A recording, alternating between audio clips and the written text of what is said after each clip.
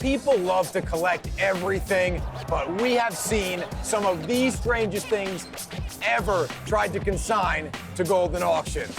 Guys, we are here live at the National Convention Center 2022, and this is awesome. We're in the atmosphere.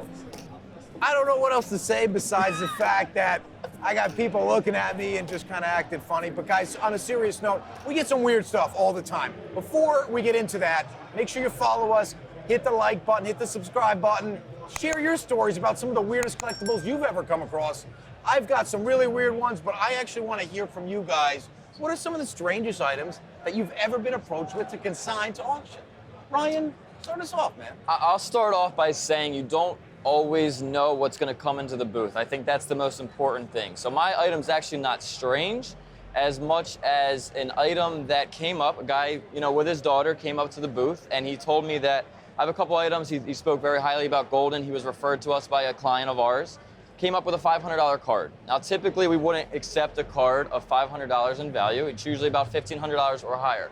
However, he was a really nice guy. We were at the show, and I said, you know what, we'll take care of you. He was referred to us from a friend. I wanted to take care of it. He consigned the card. We did pretty well on it. About 2 weeks later, he reaches out to me and said, I have another card for you. I said, okay, I'm interested to see. Ended up being a LeBron James rookie 2003 exquisite RPA.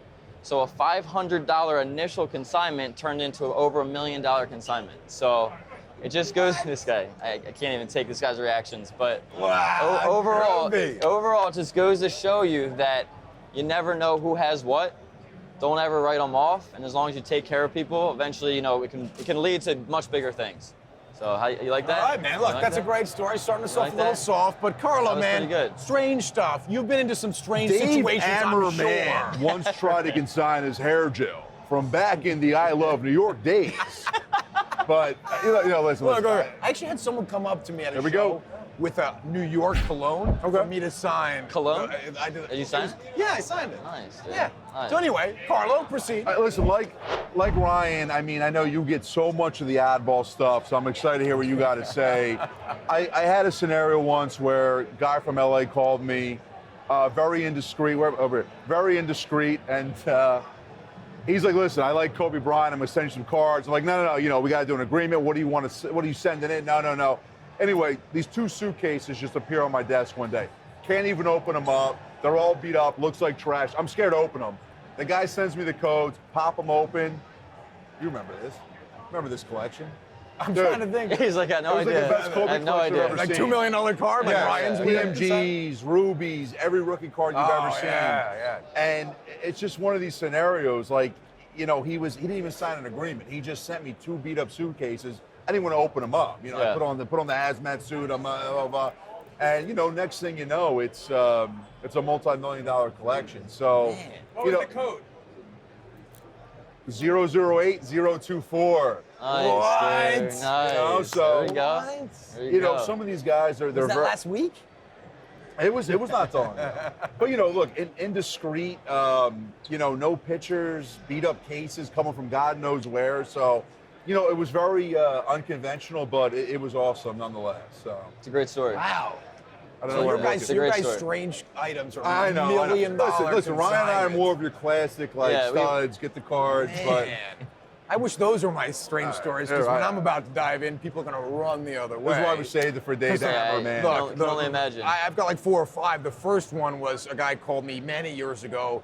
I go into his house in Brooklyn in a basement. It's just me and this guy. He's probably 65, 70 years old. You love those scenarios, guys. No, I was like, is there only one way out of here? Because I might not come back. Like, do I need to text somebody and let them know? Well, at the end of the day, it was some fake stuff on the wall. Nothing Was it a crazy referral? What got you there? He just called in. He just called randomly. in. Good. I know his name, so I won't repeat it. But yeah, he called in, told Dave, come to my basement, and he went right away. So I went. it's great. This was the infancy of me in the hobby. This is probably a decade ago. But the weird part is he had like fake autographs on the wall. I'm looking for the exit. What do we got? And I'm thinking to myself, like, if I tell this guy all this stuff is fake, Sure. and I have no way out, like, I'm gonna, I'm done. I'm done. So I was like, look, that's not for me. It's too big. That's too big. Got out of it. But some other things that are strange that I came across. Ty Cobb's dentures. That was insane. Ty Cobb's Crazy dentures. one. Literally, I took them. Look, That was I wild. take the stuff too. Like, I like weird stuff, you know? Yeah. I thought we could get like 15, 20 grand. You know, the woman wanted, she first wanted 10 grand, then it was 15, then it was 20. Then she calls me like when the auction's about to start, I need 50. I was like, look, you can just take the Ty Cobb teeth back. I remember just walking into your desk. Remember that? Yeah, we walk it was in. pretty grimy. He's got a pair of dentures from the 1800s. I'm like, I'm walking in with this Kobe LeBron car, and he's like, "You ever seen this?" I'm like, "No, dude. What is that?" Pop them in like, hey, Yeah. Carlo. We didn't pop him in. You held him though. You held him. Did I? Yeah, he held him. He did. He definitely did. Anyway, what Yeah. about some undergarments? Yeah, a few undergarments I've come across, actually several. We had a pair of Meghan Markle underwear, which is probably not the one you're thinking, but the signature failed off. Like someone faked a pair of Meghan Markle signed underwear and sent it to us, thinking they were gonna get like $1 million. TMZ was ready to go with the Creepy. story. That's a creepy one. We sold Joe Frazier's jockstrap. We actually sold it. It went through the whole auction. We sold Joe Frazier's jockstrap from, It's I think it was that- like the Thrilla in Manila. It's actually Something cool. like So that. that's actually hanging in Dave's office now. So it's pretty awesome. Yeah, Joe I won that Frazier one. I went all out jockstrap. for it. Yeah, had to have that. I sold Mike Keenan's collection. He was a Rangers coach. He had some jockstraps in there, and I'll never forget it. This was before I came to Goldin. We just had a huge inventory list, and like it just ended up on the auction. And here is, we had the green screen behind it. It's a Right. jockstrap. Oh my God.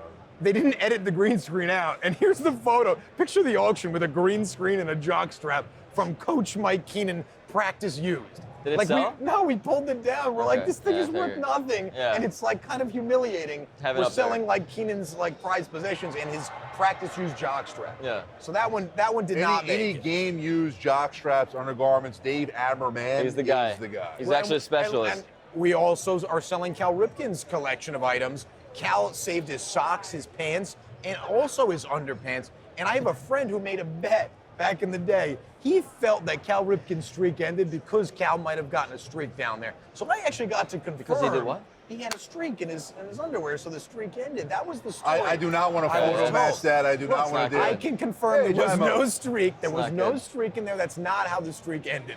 But I actually, I got to end that debate that he had going on with his friends for 20 years. So, David, the moral of the story. Lots the moral of story underpants is coming Dave's collectors way. will collect anything. Yes. And poor Krupa got stuck with $1 million card. Poor Carlo gets Ryan. stuck with $1 million. Poor me. I get stuck with streaked in or streakless underwear and dentures from Ty Cobb. But sometimes the super rare stuff that doesn't come up often is worth a lot of money as well. So, like presidential hair. I mean, there's weird things that come in that we people actually actually love. sell. What do well, we people have love. now? We had a piece from the JFK assassination. We have a little Isn't it like swatch blood? from the limousine from where That's JFK crazy. was assassinated.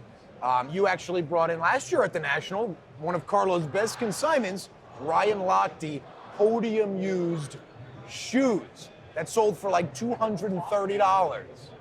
Well I done, just Carlo. Venmo'd him Well out and done. we moved on. Carlo, everybody. Yeah, Venmo'd him. Well done. But I think the moral of the story here is that And the you never know jockstrap what's from going to be collected. Joe Frazier's jockstrap sold for like $9,000 or $12,000. So see people that. will collect this stuff. People will collect pretty much anything. Guys, if you got weird stuff, you know, you might want to keep it Hit to us up. yourself. But hit us up. Look, I'll entertain it to say the least. But, you know, guys, if you have some weird stuff, again, put it in the comments. Please follow the show, like, hit the subscribe button. We're here. We're going to do a couple more shows for you guys.